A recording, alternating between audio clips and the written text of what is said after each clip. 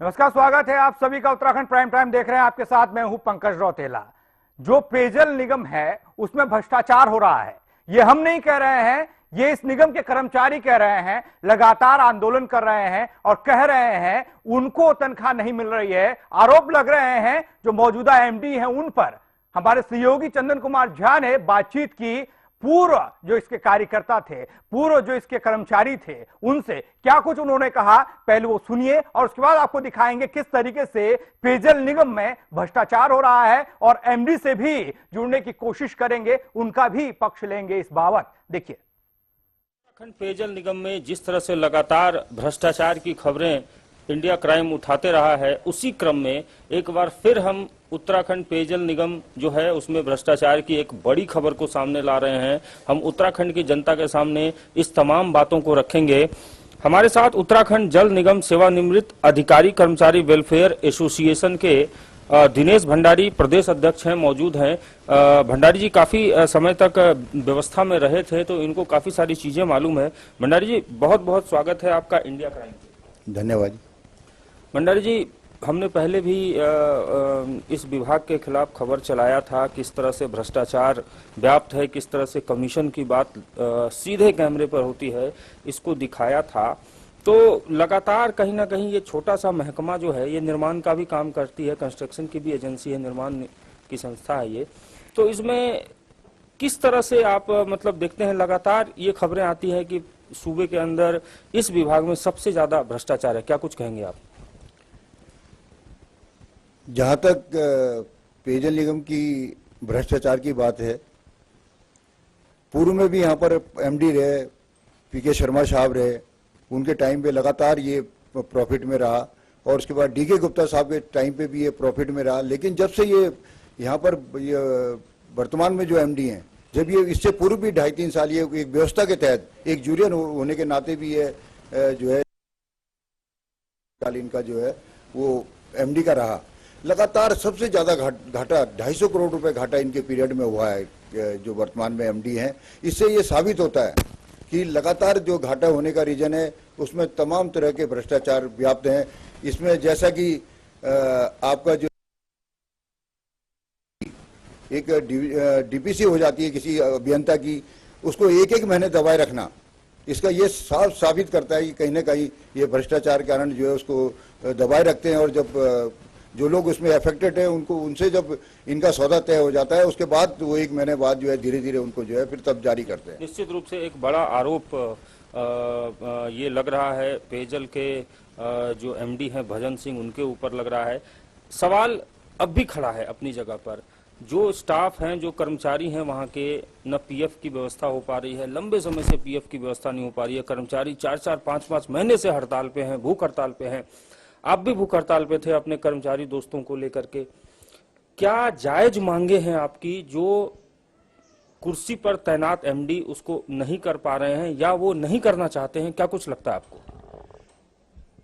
हमारी जो जल निगम से संबंधित कुछ समस्याएं कुछ सरकार से संबंधित है, शासन से संबंधित है। जल निगम से संबंधित हमने इनको 3 समस्याएं इनको दी थी, जिसमें हमारा ये कहना था कि भाई जब एक और विभाग लगातार वित्तीय वर्ष 14-15 तक 195 करोड़ रुपए के घाटे में चल रहा है, तो ऐसी स्थिति में घाटे को पाटने के लिए जो आप पुनर्नियुक्ति में जो आप रिटायर्ड अधिकारी को लगा रहे हैं, उनके जो अपॉइंट करने के बाद जो है बिना किसी आवश्यकता के, क्योंकि 20-20 कंप्यूटर ऑपरेटर आज जो है संविदा पे आउटसोर्स से कार्यरत हैं और सारा स्टाफ वहाँ पर्याप्त मात्रा में जो एमडी ऑफिस में स्टाफ है, उसके पश्चात भी ऐसे अधिकारियों को, अपने चेती अधिकारी को जो कि भ्रष्टाचार में पूर्व में भी उनकी जांचें रही हैं, सिन्हा कि जिसकी पूरी रिपोर्टें जो वर्किंग टाइम में उसकी सारी रिपोर्टें खराब हुई और एक्शन से ही रिटायर हुआ, और खुद भजन सिंह साहब जो वर्तमान में एमडी ने, उन्होंने तक उनके जो है अधीक्षण अभियंता में प्रमोशन नहीं किया और उसको भी जो है एक संविदा पे जो 1 साल के लिए नियुक्ति कर दिया। अब आप इन तमाम मुद्दों को जनहित में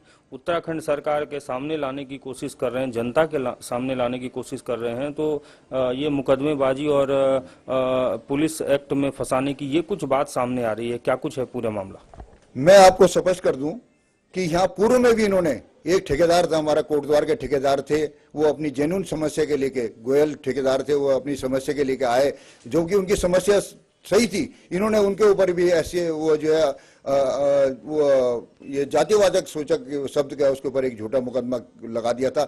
इसी तरह मैं जब हमारी पेंशन लगातार 3 साल से पेंशन नहीं मिल रही थी समय से और रिटायरमेंट के ड्यू समय से नहीं मिल रहे थे, तो हमने 3 दिन का धरने का नोटिस इनको दिया था 10 फरवरी से लेके और 12 फरवरी तक 2015 में। तो 10 फरवरी में जब हम सब वरिष्ठ नागरिक इनके पोर्ट को में बाहर इनके उसमें जो है मीटिंग कर रहे थे, धरना दे रहे थे, तो ये हमारे पास नहीं आया। इनको हमारे पास आना चाहिए, तुम्हारे इसके वरिष्ठ नागरिक भी हो और हमारे परिवार के आप यहाँ से रिटायर हुए 40 सेवा करके, जब हमारे पास नहीं एक मीटिंग लेने लगे तो हम सब लोगों ने रोज की तरह मीटिंग में मुकदमा की बात आपसे जानना चाह रहे हैं। हाँ, तो जब हम ये मुकदमे की बात ही मैं बता रहा हूँ, तो जब मैं ये मीटिंग के कक्ष में गया तो इन्होंने, जब हमने इनसे कहा कि पहले आप मीटिंग समाप्त करो, हमारी बात सुनो, तो इन्होंने कहा कि मैं तुमको जो है जेल भिजवा दूंगा। ये 2010 फरवरी 2015, उसके मेरे पास गवाह हैं। अभी हाल ही में जब हम सुधांशु साहब के यहाँ से हम वार्ता करने निकल रहे थे, तो सुधांशु साहब ने इनको काफी डांट लगाई कि you are a failure MD, और इनसे कहा कि सबसे ज्यादा पीरियड आप रहा और आप जो है आपके कारण ही ये सब जो है घाटा भी हुआ है। और उन्होंने इसको जब डांट भी लाई तो उसकी खींच निकालने के जब हम लोग उससे बाहर आए थे, हम लोग 3-4 लोग थे, MS रावत मेरे साथ थे, LP रतूड़ी मेरे साथ थे, किशन लाल मेरे साथ थे, SC त्यागी मेरे साथ थे। उनके सामने जब हम बाहर आने के बाद हम आपस में वार्तालाप कर रहे थे, तो ये पहले आगे गए, पीछे आगे कहते हैं कि मैं भंडारी तुम्हारे खिलाफ मैं FIR लॉन्च करूंगा। मैंने कहा मैंने ऐसे कौन सा गुनाह कर दिया, मैंने कहाँ डकैती डाल दी जो आप, या मैंने आपको क्या कह दिया। उसके बाद जो है मुझे ये लगा कि कहीं ये मुझे भी ना फंसा दें केस में। मैंने एक जो है मैं तुरंत जो है मैंने रिटर्न में 22 तारीख को ही मैं SSP साहब को मैंने रिटर्न में दिया कि साहब मुझे अंदेशा है कि मैं एक इसका वो हूँ, इनके खिलाफ में जो है वो जो इन्होंने भ्रष्टाचार किया उसकी जांच भी मैं कह रहा हूँ कि भाई जांच होनी चाहिए, घाटे की जांच होनी चाहिए। तो उसके लेके ये मुझे जो है बार बार धमकी दे रहे हैं। इन्होंने जो है मुझे ये जान से भी मार सकते हैं भाई, ये पैसे वाले लोग हैं, और मुझे जो है ये जातिवाचक, मुझे अंदेशा है कि जातिवाचक शब्दों में भी लेके मेरे खिलाफ केस कर सकते हैं। इसलिए मैंने इनके एक सूचना जो एक रिसीव करा के 22 तारीख को भी SSP साहब दाते साहब को उनके घर पे रिसीव करा दी थी। मैंने उत्तराखंड के इतिहास में इस तरह की कोई घटना नहीं हुई थी, बड़ा शांत राज्य माना जाता है इसको, देवभूमि है ये। क्या इस तरह की चीजें, जान से मारने की चीजें और धमकी, क्या ये सब देवभूमि में शोभा देता है? नहीं, ये बिल्कुल शोभा नहीं देता है, ऐसा आज तक कभी नहीं हुआ। मैं निगम महासंघ का भी पूरा अध्यक्ष रहा हूँ, यहाँ फाउंडर अध्यक्ष रहा हूँ। उससे पहले जब मैं कार्यरत था मैं भी जल निगम कर्मचारी महासंघ का पूरा प्रदेश का अध्यक्ष था। हमारे साथ और भी MD रहे, लेकिन मैं इनका जो कार्य देख रहा हूँ, इनकी जो प्रकृति इनकी कार्य करने की है, उससे ऐसा लगता है कि इनको ना तो इस प्रदेश से मतलब है, ना इस प्रदेश के विकास से मतलब है। इनका केवल एक सूत्रीय कार्यक्रम है कि मैं किस तरह से जो है भ्रष्टाचार में लिप्त रहूं, भाई ये इनका मेरा कहना है। उत्तराखंड में इस वक्त पेयजल विभाग में सिर्फ भ्रष्टम और भ्रष्टम ही रह गया है, ये कहना था। हमारे साथ उत्तराखंड जल निगम सेवानिवृत्त अधिकारी कर्मचारी वेलफेयर एसोसिएशन के अध्यक्ष हमारे साथ मौजूद थे, दिनेश भंडारी जी। भंडारी जी ने पेयजल विभाग की कलई खोल के रख दी, एक एक बात बताया इंडिया क्राइम पर। भंडारी जी, आपका बहुत बहुत धन्यवाद, आपने हमसे बात की। धन्यवाद आपका कि आप इसको चैनल के माध्यम से अगर आप दिखाएंगे तो जनता, एक शासन और सरकार भी इसको जानेगी और उसमें अंकुश लगाने का प्रयास करेगी। मैं शासन से भी अनुरोध करता हूं कि कृपया इस पे जो है अंकुश लगाया जाए, इनको हटाया जाए। हमारा तो ये मांग है, इसको ये कभी इनके कार्यकाल में कभी प्रॉफिट मिल जाता है, इनको तुरंत हटा के किसी IAS अफसर को यहाँ पर MD बनाया जाए, किसी IAS अफसर को MD बनाया जाए, ये मांग है। कैमरामैन रमन जायसवाल के साथ चंदन कुमार झा, इंडिया क्राइम, देहरादून। तो पेयजल विभाग में भ्रष्टाचार है, भ्रष्टाचार व्याप्त है, ये हम नहीं कह रहे हैं, ये इस विभाग के कर्मचारी कह रहे हैं। जो हाँ, कर्मचारियों को तनख्वाह नहीं मिल रही है, कर्मचारी आंदोलन कर रहे हैं और आरोप लग रहे हैं MD पर। और इस तरीके से कह सकते हैं कि जो हमने स्टिंग दिखाया था, जो हमने खुलासा किया था, वो खुलासा भी इसी पर आधारित था। जिस तरीके से इंडिया क्राइम लगातार अपनी इस मुहिम पर चला हुआ है कि जहां जहां भ्रष्टाचार होगा उसको हम उजागर करेंगे, उसको जनता के सामने रखा जाएगा। इसी का नतीजा है कि जो निगम है, पेयजल निगम है, वो लगातार घाटे में चल रहा है। अब घाटे में क्यों चल रहा है, इस बाबत भी सवाल जवाब होंगे। किस तरीके से काम अंदर हो रहा है, क्यों तनख्वाह लोगों को नहीं मिल रही है, इस बाबत भी जवाब सवाल होंगे। जानने की कोशिश हम करेंगे तमाम उन लोगों से जो लोग इस चीज के लिए जिम्मेदार हैं, चाहे वो विभाग के सचिव हों, चाहे वो विभाग के मंत्री हों, या फिर प्रदेश के मुख्य सचिव हों। आखिर पेयजल विभाग में भ्रष्टाचार क्यों है? भजन सिंह जुड़ रहे हैं मेरे साथ, MD हैं इस विभाग के, इन्हीं पर आरोप लगा रहे हैं इनके कर्मचारी। भजन सिंह जी, स्वागत है आपका इंडिया क्राइम में। सवालों की एक लंबी सी लिस्ट मेरे पास है। आप ही के कर्मचारी आपके खिलाफ आंदोलनरत हैं और साफ तौर पर कह रहे हैं कि भ्रष्टाचार हो रहा है, क्या कहेंगे? मेरे खिलाफ आंदोलनरत नहीं है। एक तो पहली बात आप ये सुन लें जी। आपको मालूम है कि पीडब्ल्यूडी में, इरिगेशन में, आरईएस में, इन विभागों में कितने प्रतिशत परसेंटेज का अगर हम तुलना करते हैं सैलरी से, पेंशन से, जी, तो वो कितने प्रतिशत का प्रतिभार आता है? जी। अगर आप उसकी तुलना पेयजल विभाग से करेंगे, ये एक सोशल सेक्टर है, इस सोशल सेक्टर में उस हिसाब से सेंटेज हमें मिलना चाहिए और वो सेंटेज की प्रतिपूर्ति करने के लिए शासन से अनुरोध किया गया है। शासन से भजन वो सिंह जी, प्रतिपूर्ति जरा हो सुनिएगा जाएगी और तो थोड़ा समझने की नियमित कोशिश कीजिएगा। हमने एक स्टिंग दिखाया था सुनील कुमार जी का, जिस तरीके से हमने खुलासा किया था 10%, 14%, वो तमाम चीजें आपके सामने रखी थी। शायद तब भी हमारी बात आपसे हुई थी, आपने कार्यवाही की बात की थी। क्या वो कार्यवाही हुई है? तो उसका एक्सप्लेनेशन कॉल किया गया है, उसके बाद से कार्यालय बंद है और उसके बाद उस पर जो भी नियमानुसार कार्रवाई है वो जांच पड़ताल की जाएगी। जी। भजन सिंह जी, इससे कैसे उम्मीद हम कर सकते हैं? तकरीबन 1 महीने से ज्यादा का वक्त और इस बीच कार्यवाही का सिर्फ आश्वासन, तो समझ सकते हैं हम भ्रष्टाचार है। जी नहीं। आपके कर्मचारी झूठ बोल रहे हैं? कैसा भ्रष्टाचार? आपके कर्मचारी साफ तौर पर यह कह रहे हैं कि 100 करोड़ से ऊपर का कर्जा हो चुका है पेयजल विभाग पर। जी नहीं, पेयजल विभाग पर कोई भी 100 करोड़ का कर्जा नहीं है। पहले तो आप सबसे ये नोट कर लें जी। ये आपके पास सूचना अगर कोई माकूल है तो मुझे बताइए, मैं जी। उसकी जांच कराऊंगा। ये हम नहीं कह रहे हैं भजन साहब, ये आप ही के कार्यकर्ता कह रहे हैं और अरे आप आप तक हम बात को इधर-उधर पहुंचाने की की कहने कोशिश से कर रहे मत कहिए ना, हैं। साफ आपके तौर पास पर प्रमाण आप होना सुनिएगा चाहिए। जरा, आपके कार्यकर्ता आप पर जान से मारने की धमकी तक के आरोप लगा रहे हैं। मेरे पास उनका वक्तव्य है, इसलिए मैं ये आपसे पूछ रहा हूं, क्या वाकई में कितनी सत्यता है?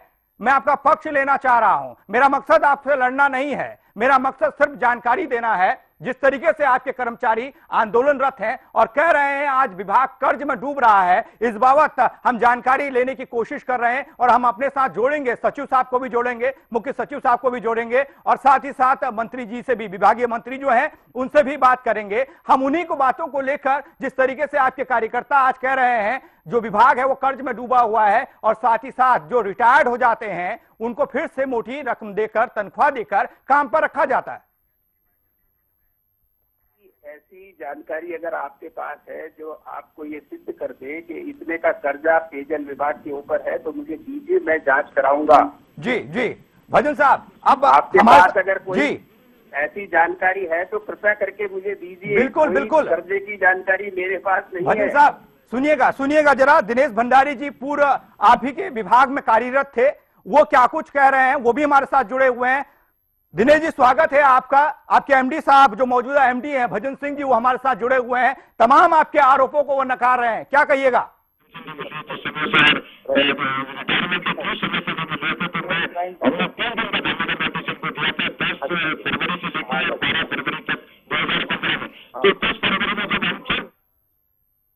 जी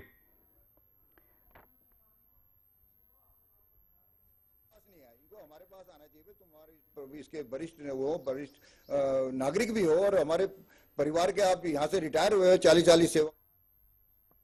चलिए, हम लगातार संपर्क करने की कोशिश कर रहे हैं, तकनीकी खराबी की वजह से संपर्क हमारा नहीं हो पा रहा है। लेकिन भजन सिंह जी, जिस तरीके से आप इस विभाग में आए हैं, आपके कार्यकर्ता कहते हैं, साफ तौर पर आपके पूर्व कर्मचारी आज कह रहे हैं आपके खिलाफ मुखर हुए हैं और कहते हैं असंवैधानिक है आपका इस पद पर आना। क्या कहेंगे इस पर आप?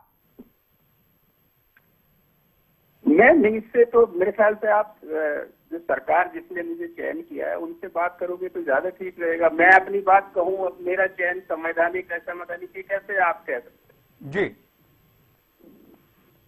लेकिन आप ये इस बातों को नकार रहे हैं कि विभाग में भ्रष्टाचार कतई नहीं है। बिल्कुल नहीं है। लेकिन आपके जो कार्यकर्ता हैं, जो आपके कर्मचारी हैं, जो आपके साथ काम कर चुके हैं इससे पहले, वो साफ तौर पर गिना रहे हैं इससे पहले कौन एमडी रहा, किसने संभाला विभाग को। अब मौजूदा विभाग जो देख रहे हैं वो संभाल नहीं पा रहे हैं, उनकी जो नियुक्ति है वो असंवैधानिक तौर पर है। जी नहीं, आरोप निराधार है, कोई इसमें सत्यता नहीं है।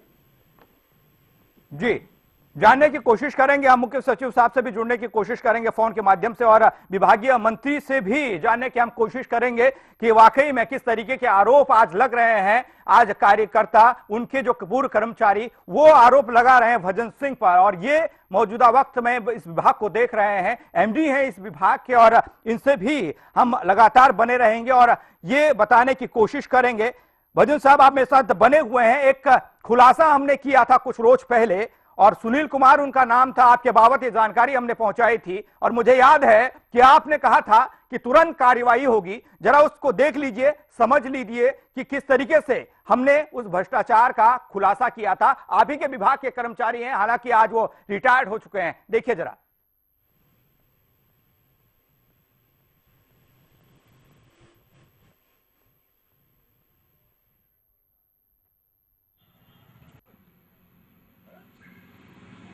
बड़े में तो कम नहीं होगा। बड़े में लगभग कितना बढ़ जाता है? 5 ऑफिसर्स के खर्चे बच्चे सब इंक्लूड। पर इसमें अपने जैसे नया काम है तो इसमें अपने विभागीय खर्चे लगभग क्या बढ़ जाएंगे? वो तो उसी रहेंगे ना जो बताया है, और 6% के हिसाब से उसी में रहेंगे। इसमें वैसे क्या खर्चे बढ़ जाते हैं अंदाजन? 10% 10 to 5। 10 to 12। छोटे में ना, बड़े में भी जैसे कंस्ट्रक्शन वर्क में फिर लगभग 1% करीब और एक्स्ट्रा समझ नीचे मैन्युलेट करने के लिए। हाँ, 1-2% और एक्स्ट्रा हो, कुछ भी मान के चलिए। कुछ वो क्वालिटी कंट्रोल में मान लीजिए पार्टी जाएंगी कि वो प्रॉब्लम वो उसमें कमियाँ निकालेंगी, तो उससे कुछ थोड़ा सही रिपोर्ट लिखवाने में खर्चा होगा। बेटा मान लीजिए 15 के बाद बचत होती है, बचत होती है। बच्चों अच्छे काम करके तो नहीं होती, बच्चों अच्छे काम करके तो नहीं होती।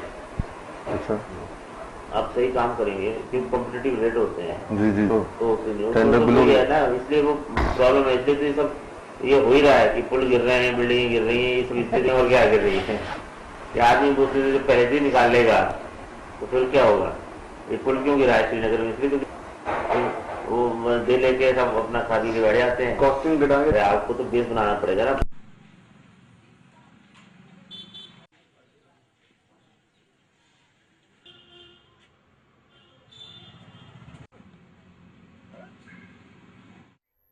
तो ये खुलासा इंडिया क्राइम ने किया था कुछ रोज पहले। फरवरी का वो माह था, उस दौरान अच्छे कमाई से तो काम नहीं चलता है साहब, ये कह रहे थे ये भी विभाग के कर्मचारी। हालांकि वो आज रिटायर्ड हो चुके हैं, लेकिन जो आरोप लगा रहे हैं भंडारी जी, दिनेश भंडारी जी, और जो आज इस लड़ाई को लड़ रहे हैं, हमने बाइट भी उनकी आपको सुनाई, वो क्या कुछ कह रहे हैं। हमारे साथ फोन लाइन पर जुड़ रहे हैं। दिनेश जी, स्वागत है आपका। आपकी लड़ाई किसके लिए है? क्या वाकई में आपके विभाग में भ्रष्टाचार है? आपके एमडी साहब भजन सिंह जी मेरे साथ जुड़े थे, वो साफ तौर पर आपके आरोपों को नकार रहे हैं, जरा खुलकर बताइएगा। चलिए, लगातार संपर्क करने की कोशिश हम कर रहे हैं कि जो लोग जिम्मेदार हैं इस चीज के लिए उन लोगों तक पहुंचा जाए, जिम्मेदार लोगों तक इस बात को पहुंचाया जाए कि किस तरीके से भ्रष्टाचार के आरोप विभागों में लग रहे हैं, और पेयजल जैसा विभाग जो पूरे प्रदेश को पानी पहुंचाने का काम करता है, और इस तरीके के आरोप अगर लगते रहे, इस तरीके के खुलासे अगर होते रहे, तो जाहिर सी बात है कि प्रदेश में भ्रष्टाचार हो रहा है। और इसी का खुलासा इंडिया क्राइम लगातार कर रहा है कि इस चीज के लिए जिम्मेदार कौन है। क्या विभागीय सचिव से बात करनी चाहिए इस बाबत? क्या विभागीय मंत्री से बात करनी चाहिए इस बाबत? क्योंकि ये तमाम लोगों के नजरों के सामने ये काम होता है, भ्रष्टाचार हो रहा है, इसको रोकेगा कौन? सबसे बड़ा सवाल है। जो सवाल आज हम कर रहे हैं उनका जवाब देगा कौन? ये भी एक सवाल है। तमाम जिम्मेदार लोग भाग रहे हैं सवालों से, आखिर जनता क्या सोचेगी, यह भी समझने वाली बात है। लेकिन इंडिया क्राइम लगातार इस तरह की खबरों को दिखा रहा है और दिखाता रहेगा तब तक जब तक भ्रष्टाचार खत्म नहीं होगा ऐसे विभागों से।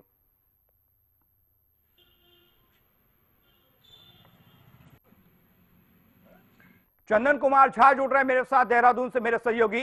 चंदन, जिस तरीके से पेयजल विभाग और यहां पर होता भ्रष्टाचार, इंडिया क्राइम का खुलासा, लेकिन जो मौजूदा एमडी है भजन सिंह, वो साफ तौर पर तमाम आरोप जो उनके कर्मचारी लगा रहे हैं, जो पूर्व कर्मचारी लगा रहे हैं, उनको नकार रहे हैं। क्या कहेंगे? और देखिए, निश्चित रूप से जो खबर इस वक्त सामने आ रहा है कि जो आरोप पेयजल विभाग के एमडी पर लग रहे हैं, उस पर काफी संगीन आरोप है। जान से मारने की धमकी का आरोप है, इसके अलावा धमकी देने का आरोप है, इसके अलावा भ्रष्टाचार का आरोप है।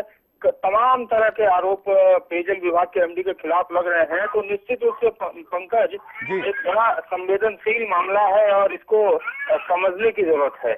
जी, लेकिन जिस तरीके से हम बात कर रहे थे चंदन की, भजन सिंह जो एमडी हैं, वो कह रहे हैं कि भ्रष्टाचार नहीं है। हमने उनको घाटे का जिक्र कराया कि 100 करोड़ से ज्यादा का घाटा विभाग पर है और आप रिटायर हो चुके कर्मचारियों को मोटी तनख्वाह पर फिर से रख रहे हैं, लेकिन उन तमाम इन आरोपों को नकार रहे हैं। इसको कैसे समझा जाए?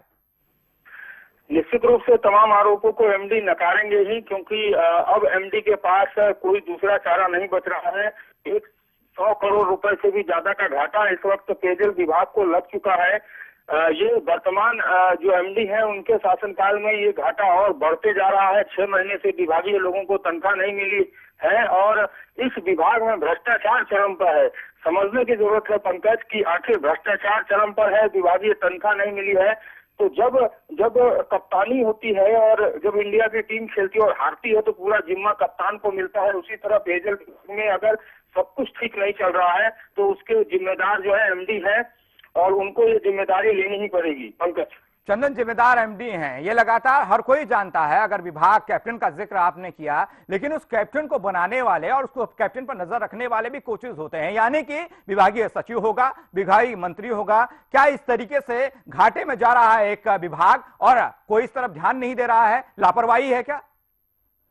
निश्चित रूप से इसमें ध्यान देने की आवश्यकता है, जरूरत है। विभागीय सचिव इस पर जो है लगातार बैठक कर रहे हैं, लेकिन पिच पर जो खेल होता है पंकज, बल्लेबाजी करने वाली जो टीम होती है और गेंदबाजी और फील्डिंग सजाने वाली जो टीम होती है, वो मैदान का कप्तान ही होता है। जो प्रायोजक और आयोजक होते हैं, जो कोच होते हैं, उनका जो काम होता है वो फील्ड के बाहर का होता है। जो कप्तान होता है उसका काम फील्ड के अंदर का होता है। इसी तरह से जो एमडी है उसका काम फील्ड के अंदर का है। जो सचिव है, जो प्रमुख सचिव है, जो मंत्री है, उसका काम फील्ड के बाहर का है।